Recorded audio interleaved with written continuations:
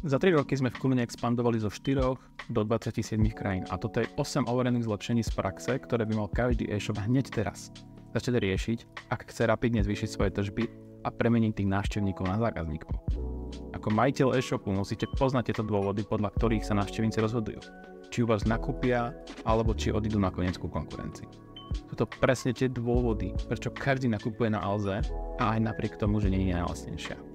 V prieskumoch až 96% zákazníkov vraví, že tá dôveryhodnosť je ten hlavný faktor, podľa ktorého sa rozhodujú. Dôveryhodnosť, respektíve nedôveryhodnosť, je presne to, čo zákazníka za pár sekúnd posunie ďalej do nákupného procesu, alebo za pár sekúnd kvôli tomu opustia váš e-shop bez nákupu. Podľa prieskumov, ako je Trustpilot, Deloitte alebo Salsify, toto sú hlavné faktory, na základe ktorých zákazníci si vyberajú pri nákupe ten dôveryhodný e-shop. Ak má e-shop dobrú reputáciu, pozitívne recenzie, ak má rýchly zákaznícky servis a reakčný čas na odpovede, ak e-shop predáva kvalitné produkty, ak má dostatočný počet recenzií, ak e-shop odpovedá na negatívne recenzie, ak e-shop vie jednoducho vyriešiť vrátenie tovaru alebo reklamácie, a ak e-shop nevyzerá zastaralo. Na mojom webe nájdete dátami a ukážkami nabitý článok, kde to celé detailne rozpisujem. A teraz poďme na tých 8 zlepšení z praxe. Recenzie sú podľa všetkých prieskumov kráľ dôveryhodnosti. Mali by byť to prvé, na čo sa zamerajte, ak chcete premeniť návštevníkov a zákazníkov. Nečakajte na zázrak, že Heureka pošle po nákupe dotazník a vy sa budete modliť, aby aspoň 3% ľudí to vyplnilo. Zbierajte recenzie aktívne, na všetkých frontoch, či už produktové, na Google mapách, na Google Store Rating, alebo na porovnávačoch, alebo aj na sociálnych profiloch. Podľa prieskumov Trustpilot až 93% zákazníkov pred nákupom si overuje a číta recenzie. A 83% zákazníkov radšej kúpi drahší produkt s recenziami ako ten lacnejší bez recenzií. Za kľúčové považujem, aby ste mali recenzie obchodníka cez Google Store Rating aktivované. Po prípade určite aj recenzie produktov na Google Product Reviews, to sú tie hviezdičky shoppingu. A s tým súvisí aj zobrazovanie týchto recenzií samotných na webe. Kde sme napríklad my aktuálne v Kuline za necelý rok nazbierali viac ako 22 000 produktových recenzií. Samozrejme je fajn mať aj podchytené lokálne zbožáky, ako je Heureka, zboží, v zahraničí to môže byť napríklad certifikát Trusted Shop. Prieskum od SuperOffice nám hovorí, čo zákazníci považujú v zákazníckom servise za kľúčové. Je to rýchla odozva, konštantnosť komunikácie naprieč všetkými kanálmi, to odborný personál, jasná, konzistentná komunikácia a fyzická osoba, s ktorou sa dá reálne hovoriť. Týchto 10 hlavných prvkov, ktoré môžete vylepšiť v rámci zákazníckeho servisu, v podstate sme vo väčšine aplikovali my v Kuline. Je to napríklad live chat, ak chce zákazník riešiť neštandardné otázky. Môže to byť kľudne AI live chat, ktorý práve odbaví naopak tie opakujúce sa otázky, ako je, kde je moja objednávka, kedy mi príde a tak ďalej. Potom by to mal byť reálny reakčný čas, kedy zákazníkovi odpoviete na zmeškaný hovor alebo mail. Desiatky minút, hodiny, určite si, čo je pre vás najlepšie. Viditeľná dostupnosť vašej podpory na webe, napríklad v kontaktoch, v petičke, v hlavičke, v Google mapách, na sociálnych sieťach. Vlastne tam všade, kde sú na vás kontakty a kde vás zákazník môže hľadať. A mal by transparentne vidieť, odkedy do kedy sa dá s vami komunikovať. Vaša zákaznícka podpora by mala byť vyškolená na produkty, ktoré predávate a nie iba odbavovať dotazy, kde je moja objednávka. Do kontaktov a košíka dajte fotografie reálnych ľudí, s ktorými zákazníci budú telefonovať alebo si s nimi písať. Fotky z fotobánky sú už fakt akože old school.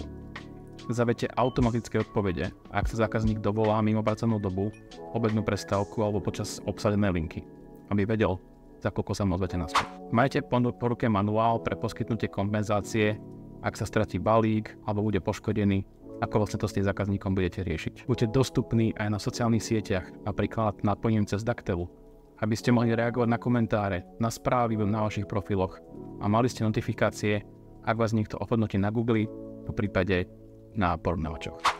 Ďalšie zlepšenie bude doprava a platby, respektíve opustenie košíku. Až 70% košíkov ľudia opustia bez nákupu a preto som sa tejto téme venoval detailne na mojom YouTube videu. A ako hlavné dôvody ľudia uvádzajú napríklad komplikovaný proces platby alebo výber dopravy, nízka dôveryhodnosť e-shopu, vysoká cena za dopravu alebo za platbu, blahé čakacie lehoty na doručenie. Tu je pár tipov, okrem toho kompletného videa. Napríklad poskytujte dostatočne široký výber spôsobov doručenia na poštu, do vydajného miesta, do boxov, kuriérom domov, na predajňu a tak ďalej. Uvádzajte pri jednotlivých dopravách čo najpresnejší dátum doručenia. Nepreháňajte to s cenou dopravy. Náklady radšej premietnite na cenu produktu alebo to zoberte z marže. Ponúkajte širokú paletu platobných možností. Absolutný základ je karta plus prevod plus dobierka. Ale určite v dnešnej dobe plus záleží na akom trhu budete predávať. Odporúčam aj PayPal, Klarnu, Google Pay, Apple Pay, SkipPay alebo kryptomeny. Ďalšie štvrté zlepšenie by mal byť moderný dizajn. Až 30% návštevníkov neverí e-shopom, ak majú nejaký zastaralý dizajn. Aj napriek tomu, že používate ShopTed alebo iné krabicové riešenie, to neznamená, že váš e-shop musí vyzerať ako z roku 95. Vyhnite sa tým tuctovým šablónám krabicových riešení. Toto v dnešnej dobe fakt akože nikoho nenadchne. Inšpirujte sa modernými webmi, ktoré majú za sebou rôzne UX, UI audity a fokusujú sa na zvyšovanie konverzného pomeru.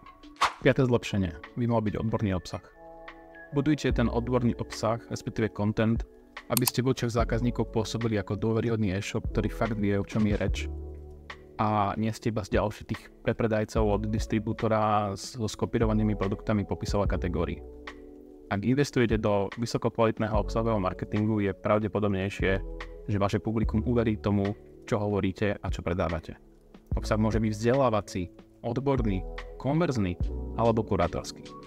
6. zlepšenie sú reklamácie a vratky. Táto časť budovania dôveryhodnosti je vysoko spojená so strachom z nákupu na neznámom e-shope. To bude téma na zvlášť video, lebo zákaznícky servis, vratky a reklamácie považujem po recenziách za kľúčovú časť, podľa čoho sa zákazníci reálne rozhodujú. Hlavne ak predávate drahšie alebo prémiovejšie produkty. Pár tipov 8 hodín. Mal by to byť perfektný vratkový a reklamačný servis, čo najviac intuitívny, bezpapierový. Nezahlcujte ľudí neprehľadným textom o zákonoch a úplne pustíte z hlavy nejaké zastaralé Word formuláre, ktoré musí zákazník v dnešnej dobe vyplniť. Akože je rok 24. Digitalizujte. QR kódy, poprípade využívajte Retino, ako my v Kuline.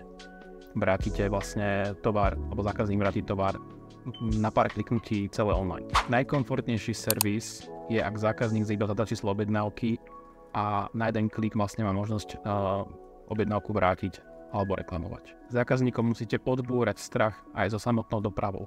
Nikto nechce reálne vyplňať formuláre na DPD alebo PPL a objednávať si kuriéra, ak chce niečo vlastne tomu e-shopu vrátiť alebo reklamovať. Určite majte bezplatnú službu zvoz do zákazníkovej adresy, kde zákazník iba odovzdá balík kuriérovi bez starosti a bez štítku. Po prípade cez paketu, kde mu vygenerujete kód, a ktorý zákazník vlastne na odbernom mieste iba nahlási a nemá s tým žiadne starosti. A keď vytvoríte tieto najlepšie podmienky pre zákazníkov, nič vám to nepomôže, ak žiadny zákazník sa o tom pred nákupom reálne vlastne nedozvie. A stále budú mať obavy z nákupu. Ako všetky tieto kľúčové benefity musíte vyzdvihnúť v tom nákupnom procese. Petičke, v košiku, v detaile produktu a určite si nezabudnite pripraviť vlastne aj tie často kladené otázky. Tie, ktoré sa kontinuálne opakujú. Je nejakých základných 10 a nájdete ich aj v výbornom článku. 7. zlepšenie sa bude týkať produktov. Schválne si v Google Analytics pozrite percento návštevníkov, ktorí vstupujú alebo odchádzajú z e-shopu práve z tých detailov produktov. Ak produkt nemá recenzie, je x-násobne nižšia šanca, že sa zákazník pre tento produkt rozhodne práve u vás a nie u konkurencie. Napríklad tá ozaj známa tým, že tam ľudia chodia práve tie recenzie čítať, hlavne tie negatívne. Pridajte kvalitné detaily fotografií a videí toho produktu.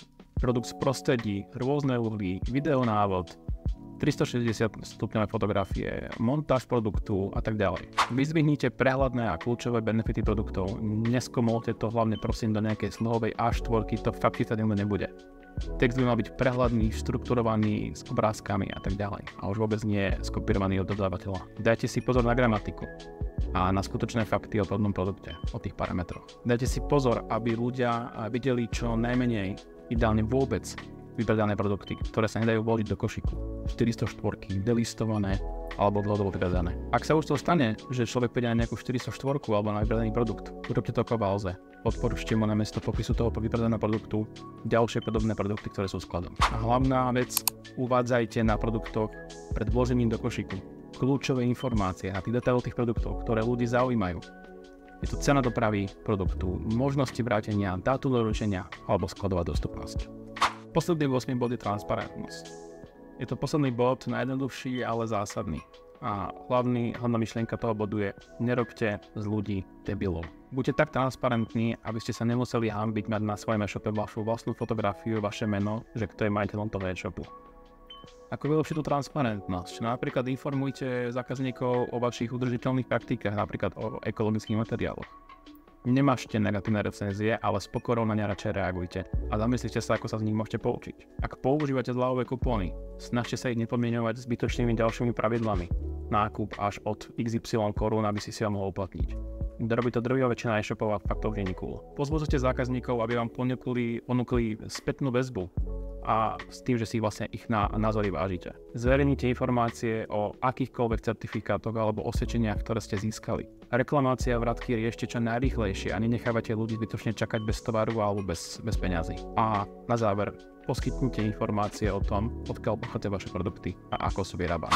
Týchto 8 zlepšení som na mojom webe rozpisoval výrazne detailnejšie. Sú tam konkrétne príklady, ukážky a vyťahnuté jednotlivé prieskumy a štatistiky, ako budovať tú dôveryhodnosť toho e-shopu.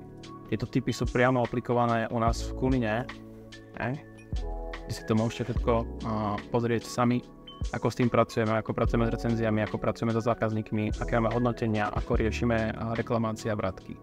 Toto všetko vlastne prispieva k tomu, aby ten konverzný pomer a tá dôveryhodnosť toho e-shopu bola čo najvyššia. Pretože v konečnom dôsledku, tak ako dobrý je postavený e-shop, tak dobre funguje aj marketing. Môžete mať najlepší marketing na svete, najlepšie kreatívy, najlepšie rozpočty, najlepších marketiakov, ale pokiaľ tých ľudí pošlete na zastaralý, nedôveryhodný a neprehľadný web, nikto vám tá reálne nakupovať nebude.